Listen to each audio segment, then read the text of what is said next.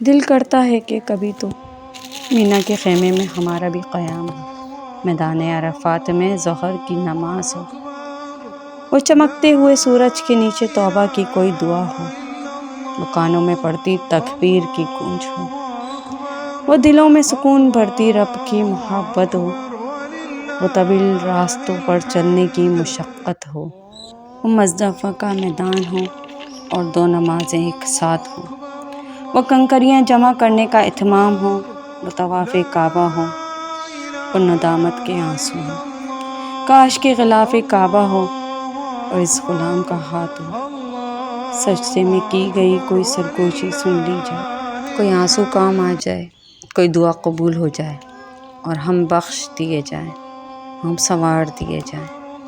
या अल्लाह अगले साल हम सबको भी इन खुश नसीब लोगों में शामिल करना जो आपके घर की ज़ियारत कर रहे हैं। आमीन या रब्बिल आलमीन। बिस्मिल्लाहिर्रहमानिर्रहीम। अस्सलाम वालेकुम व रहमतुल्लाहि व बरकातुहू। सलाम की रहमतें बरकतें हम सब पर रहें। अरफ़ा का दिन आम दिनों से बिल्कुल अलग है, क्योंकि इस दिन सबसे ज़्यादा लोगों की मग़फ़िरत रब ताला फरमा रहा होता है। तो इस दिन को जो इस दिन का हक़ है उस दिन के हिसाब से अदा किया जाए, मुसलसल तकबीर पढ़ते रहें। बेशक घर के काम हैं जो भी है उस दौरान भी तकबीर और तशरीक़ करते रहें। और जनाब ये एक सिलसिला है कि ईद का दिन करीब से करीब आ रहा है, तो ये सारा सामान भी उसी की जगहों पे सेट किया जा रहा है कि जार को फुलफ़िल किया जा रहा है। और ये देखें मसाले वग़ैरह जो होते हैं सब चीज़ें जो कमी बेशी रह गई है वो भी एक तरफ नोट डाउन की जा रही है कि क्या मंगाना है क्या नहीं मंगाना। तो इस तरह ख़वातीन मेरी ही तरह ही काम कर रही होंगी, लेकिन ये याद रखें कि साथ साथ तकबीर और तशरीक़ ये करते रहें। बेशक घर के काम हैं, लेकिन इसके साथ साथ हम इन चीज़ों को भी याद रखें। तो अभी इस तरह मैं जार फिल कर रही हूँ, और ये है कि इसके जो बाद में ना सफाई सुथराई और मज़ीद जो करनी होगी ज़ीरे की हो जाएगी। और ये इस तरह पैकेट्स में ना ज़रा सही बेहतर मिल जाते हैं, तो अब इस तरह पैकेट्स मंगा लिए जाते हैं। और फिर एक ही में तकरीबन सारा गरम मसाला इस तरह साबुत रख रही होती हूँ। पीसने का जो है ना देखती हूँ मैं कैसे, क्योंकि मैंने पिसा हुआ बहुत कम ही मंगाती हूँ, तो अब देखते हैं कि क्या करना है। दूसरी तरफ ये था कि गर्मी की शिद्दत बेइंतहा की हो रही है और लाइटें नॉन स्टॉप जा रही हैं। तो वो जो बनाया था ना शरबत, वो ये वाली बोतल जो है ये आई थी अम्मी के यहाँ से, तो पीच का था, बहुत अच्छा जायकेदार था। मैंने इसमें लेमन ऐड कर दिया था ताकि थोड़ी सी एनर्जी रहे और काम हम आराम से तरीक़े से करते रहें, क्योंकि गर्मी की शिद्दत की वजह से एक बेजारियत सी होने लग जाती है। और लेकिन काम ऐसे हैं कि काम करने हैं और बिल्कुल लास्ट चल रहा है। तो और ये वाले जार ये काफ़ी टाइम पहले लेकर आई थी, लेकिन एक यूज़ करा था, ये 3 का एक पैकेट था, यानी कि इस तरह अब पैकेट के हिसाब से मिल रहा है। तो ये एक तो मैंने यूज़ कर लिया था, अब ये 2 की अभी मुझे ज़रूरत पड़ लेगी, तो मैंने निकाल कर अब इनको देख रही हूँ कि इसमें क्या करना है। क्योंकि वो तो होता है कि लाने एक चीज़ होती है ना कि घर में मौजूद है और फिर आपके जहन में फ़ौरन से आइडिया आ जाता है कि इसमें क्या करना है। ये देखें इसका, हालांकि ऊपर की जो इस पर इस तरह के स्टिकर लगा होता है इस तक ये तक अब हल्का हल्का सा ना रिमूव हो रहा है, लेकिन ये जो नए रखे हैं अब इनको कहाँ सेट करना है क्या करना है। एक में तो मैंने खैर नमक ऐड कर लिया था, दूसरे में मैं क्या करूँगी वो देखिएगा। लोड शेडिंग हुई है तो ये फ्रिज पे आराम से इजीली साफ़ हो गया था कि बस स्विच पीछे से निकाल लिया था और ऊपर से गेट ऊपर से खोल लिया था आराम से, कि ये आराम से इतनी ज़्यादा खैर थी भी नहीं बर्फ़। और लाजमी सी बात है कि जब ईद उल अज़हा का मौका होता है और इस तरह की चीज़ें हो रही होती हैं, बड़े इवेंट्स सारे होते हैं, तो फिर उसमें ही फ्रिज बिल्कुल क्लीन से क्लीन हो जाता है। तो वैसे ही क्लीन था, इतना ज़्यादा था नहीं इसके अंदर सामान, और बर्फ़ इतनी जमी हुई नहीं थी, लेकिन ये कि स्पेस चाहिए था, जगह बनानी थी, तो ये करा था। और ये मैंने अचार बनाया था, इसका लिंक देखती हूँ डिस्क्रिप्शन में दे सकती हूँ कि नहीं। ये मिक्स अचार बनाया था मैंने वेजिटेबल्स का, गाजर गोभी हर तरह की चीज़ें डाली थी। तो ये एक बकेट में ही था जिसमें मैंने बनाया था, तो वहाँ से अब इतना रह गया था। अभी इसको मैंने इस जार में फ़िल कर दिया था। अच्छा, इसमें ऑयल बहुत ज़्यादा था, तो वो देखिए अब मैंने इस वाले जार में फ़िल कर दिया। अब देखते हैं कि बकरीद के बाद फिर कोई अचार बनाते हैं, क्योंकि मिर्च का तो है। देखते हैं अगर कैरियाँ सही मिलती हैं तो फिर कैरी का इसी ऑयल में मैं डाल दूँगी, क्योंकि ये सरसों का और अच्छा वाला अचार, वो सरसों का तेल अच्छा वाला लिया था अचार के लिए। और ये इस बकेट को मैंने साफ़ कर दिया कि इतना बड़ा बकेट था और उसमें अचार सिर्फ इतना रह गया था, यानी कि ऑयल है। तो ऑयल की वजह से मैं छोड़ रही थी कि काफ़ी टाइम से कि देखूंगी कि क्या करना है क्या नहीं करना है, लेकिन अब मैंने सोचा कि इस बकेट को तो साइड में रखूं और ऑयल को एक तरफ कर देती हूँ। जब ईद के बाद सोचेंगे कि हम इसमें कैरियाँ अगर हमें सही तरीके की मिल गई तो हम कैरियों का अचार डालेंगे।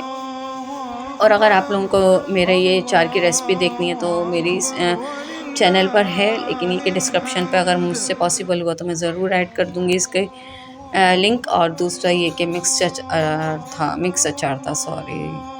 और ये देखें, इस तरह के कुछ काम हो रहे होते हैं कि ये काम हमने इसलिए करने थे कि ज़ाहिर सी बात है बकरीद आने वाली है। बकरीद के चक्कर में ये थोड़ा थोड़ा करके मैंने और बच्चों ने, हम सब ने मिल के लहसुन को छिल लिया था और फिर इस तरह शॉपर में डाल के मैंने फ्रीज़र कर दिया था कि ये ख़राब ना हो। अब ये बर्फ़ सा हो रहा था अच्छा सा ना, क्योंकि छोटा लहसुन है, ज़रा सा मुश्किल से टाइम भी लगता है इनको छीलने में। और ज़ाहिर सी बात है जब आपके पास इतनी सारी रिस्पॉन्सिबिलिटी घर के और भी दूसरे काम होते हैं तो आप थोड़े थोड़े टाइम से छीलते रहते हैं। और हर काम का यही होता है कि कंटिन्यू एक काम को हम एंड नहीं कर सकते। ये मेंटली तौर पे बच्चों वाली ख़वातीन अच्छी तरह से जानती हैं, और नहीं जो नहीं जानती वो भी अब इस चीज़ को समझने के इस तरह होता है कि एक साथ कंटिन्यू एक काम पे हम मतलब फोकस नहीं कर सकते।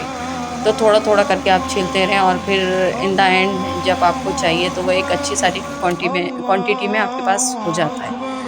और ज़बान स्लिप हो रही है, पता नहीं क्यों, खैर। और ये देखें बच्चे पीछे से शोर शराबा कर रहे हैं क्योंकि बच्चे अब घर में हैं। तो फिर मैंने इन दो जार को ना फिल कर लिया था। थोड़ा सा मैंने इसमें पानी ऐड करा था क्योंकि सही से नहीं हो रहा था। और अब इधर फ्रीज़र कर रही हूँ इसको, क्योंकि अभी मुझे ज़रूरत नहीं है। ईद के दौरान फिर मुझे जब ज़रूरत पड़ेगी तो एक एक करके हम ये जार निकालते रहेंगे।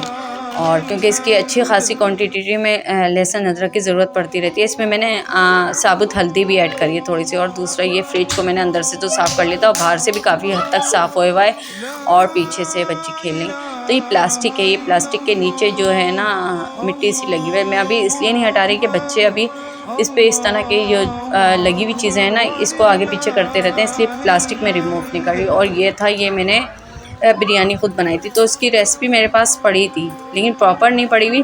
इतनी जितनी है उतनी से गुजारा कर लीजिए। और बिरयानी बड़ी मज़े की टेस्टी बनी थी।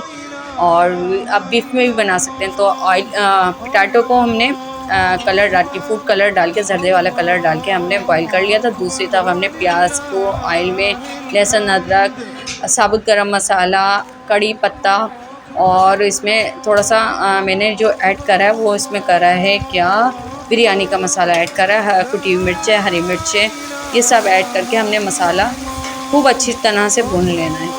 और ये भी मेरे पास मेरे चैनल पे है, बिरयानी की रेसिपी सेम उसी तरह है, लेकिन होता कुछ इस तरह है कि आप ये समझिए कि आप अपने तरीक़े से बना रहे होते हैं ना, कुछ चीज़ें आगे पीछे हो जाती हैं। आप रट्टू तोता के तौर पे नहीं कर रहे होते, जो लाइन से चलती रहती हैं। आप देख रहे होंगे कि जो बच्चा होता है कि अपने ऑन पे जब काम कर रहा होता है ना तो उसकी लाइंस आगे पीछे हो जाती हैं, एक ऐसे लिखने के तौर पे भी, लेकिन उसकी हर चीज़ क्लियर होती है कि कुछ ऊपर कुछ नीचे, लेकिन क्लियर होता है। तो यही कुछ हमारे साथ भी होता है। इसमें गरम मसाला ऐड करा, इसमें मैंने कुटी हुई मिर्चें, हल्दी, ये सब चीज़ें मैंने ऐड कर ली। ये कोई मैटर नहीं करता कि पहले क्या डाला है मैंने इसमें, मिर्च यानी कि मिर्चें पहले डाली हैं कि गरम मसाला पहले डाला है, तो ये चीज़ें मैटर नहीं करती। लेकिन ये कि ये देखें सारी चीज़ें मैंने ऐड कर ली, उसके बाद मैं इसमें चिकन ऐड करूँगी और अच्छे से भुनाया जाएगा। तो यही कुछ आप देखते रहें। और फिर चैनल पे है बिरयानी। अच्छा, अब इसमें मैंने चिकन ऐड कर लिया और अच्छे से भून लेंगे। और भूनने के बाद फिर हमने क्या करना है वो देखते रहें।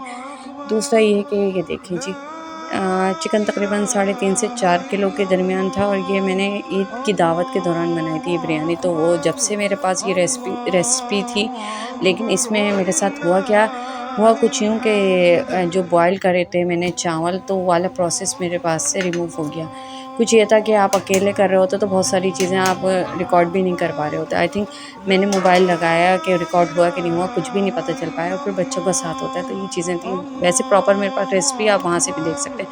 फिर हमने टमाटर डाल के टमाटर का दम दिया चिकन को, ताकि चिकन भी गल जाए और टमाटर भी गल जाए। उसके बाद जो था हमने फिर तह लगाई थी। तो ये वाला स्किप हो गया था कि चावलों को बॉयल करा था, सैले चावल था, 2 से ढाई घंटे के लिए मैंने इसको भिगो दिया था। फिर उसके बाद इस तरह से हमने हरा हरा मसाला, चिकन, इन सब चीज़ों की तह लगाई थी, और ये माशाल्लाह से बहुत ज़ायक़ेदार बनी थी। ये देखें इसमें। और उसके बाद कुछ ये अच्छा, ये बिरयानी की इनकम्प्लीट रेसिपी जो ईद ईद पे बनाई थी, वो मैंने आपसे शेयर कर दी। दूसरी तरफ ये था कि काम इतने थे, कुछ थकावट सी भी महसूस हो रही थी। चाय बनाई, चाय के साथ ये बिस्किट मैं लेकर आई हुई थी, होलसेल की शॉप से लाई थी। लेकिन हुआ कुछ यूँ कि अच्छा, उन्होंने रेट्स जो है ना पूरे पैकेट्स के हिसाब से लिए, यानी कि इसमें जितने 12 पैकेट थे या 20 पैकेट थे उसके हिसाब से लिए। वरना होता ये कि होलसेल पे एक आपको एक मार्जिन पे मिल जाता है। और हमारी लाइट भी गई हुई, अंधेरा अंधेरा भी फील हो रहा होगा आप लोगों को। खैर, लेकिन महंगाई का आलम इतना है कि, और दूसरा ये कि लाइट लोड शेडिंग इतनी इतनी हो रही है कि बेइंतहा की हो रही है, कि शिद्दत की गर्मी के साथ साथ लोड शेडिंग भी है। खैर, मेरा व्लॉग आज यहीं तक का था, और मेरी वीडियो अच्छी लगे तो लाइक कीजिए, सब्सक्राइब कीजिए, कमेंट्स कीजिए, शेयर कीजिए, बेल आइकॉन को ज़रूर प्रेस करें। खुश रहें, फ्रेश रहें, खुशियाँ बाँटें। अल्लाह हाफ़िज़।